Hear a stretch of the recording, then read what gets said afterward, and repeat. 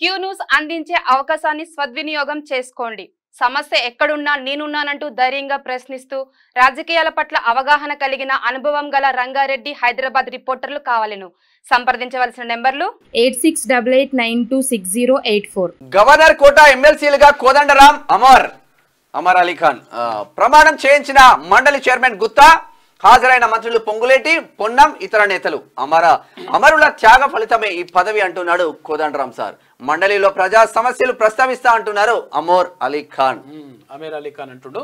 ఇక టీజేఎస్ అధ్యక్షుడు Kodandaram, senior journalist Amar Ali Khan శుక్రవారం ఎమ్మెల్సీలుగా ప్రమాణం చేశారు. వారితో శాసన మండలి చైర్మన్ గుత్తా సుఖేందర్ రెడ్డి ప్రమాణం చేయించారు.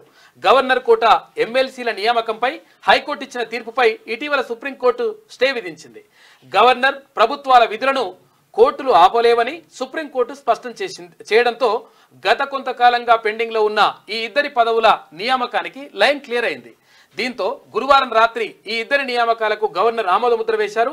ప్రమాణ స్వీకార కార్యక్రమానికి మంత్రులు పొంగులేటి శ్రీనివాసరెడ్డి, పొన్నం ప్రభాకర్, ఇక విప్పు బీర్ల ఐలయ్య, ఎమ్మెల్సీ మహేష్ కుమార్ గౌడ్ హాజరైనరు. ఇక పెద్ద సంఖ్యలో టీజేఎస్ కార్యకర్తలు, కోదండరాం అభిమానులు ఇక్కడ హాజరైనరు.